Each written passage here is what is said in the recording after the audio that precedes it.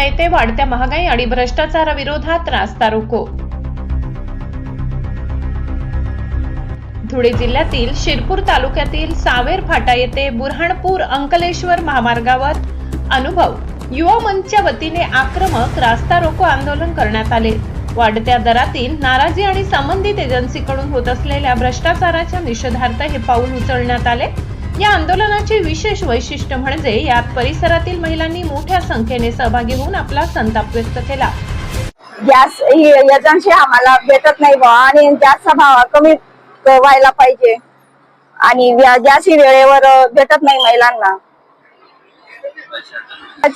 कमी पहिला महिलांना पैशाची गरज असते, कमी म्हणजे गॅस भाव वाढीव आहे म्हणून महिला गॅस वेळेवर डबे करून देत नाही, गॅस भरली जात नाही। सध्या देशामध्ये गॅस सिलेंडरची खूप मोठी टंचाई भासत आहे।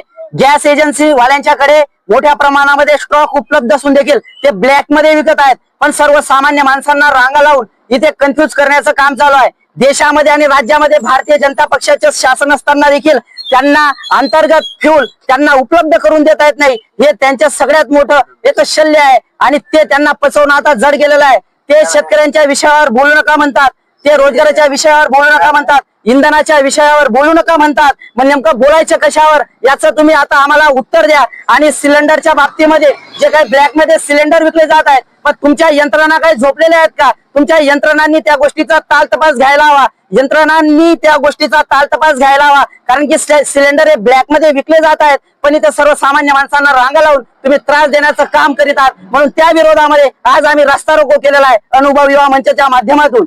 शासनाने महागाईवर तातडीने नियंत्रण मिळवावे आणि संबंधित यंत्रणेच्या कामकाजाची सखोल चौकशी करून दोषींवर कठोर कारवाई करावी अशी मागणी आंदोलनकर्त्यांनी यावेळी केली।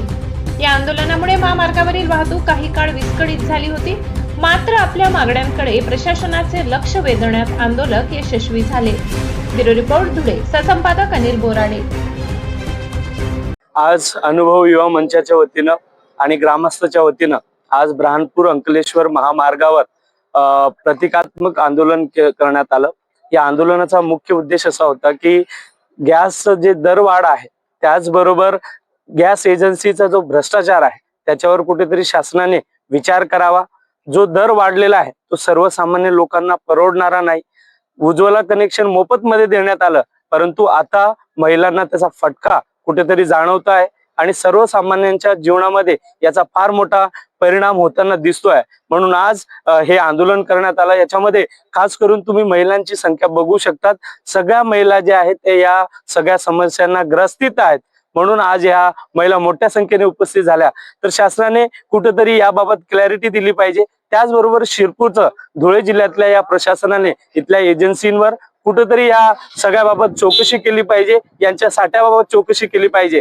आणि हे जो आता भ्रष्टाचार होतोय ब्लॅक मध्ये, आता गॅस एजन्सी जे आहेत ते सगळीकडे वाटप करतायत, त्यामुळे आज शेतकऱ्यांना सर्वसामान्यांना परवडणार नाही, त्यांच्यावर कारवाई झाली पाहिजे।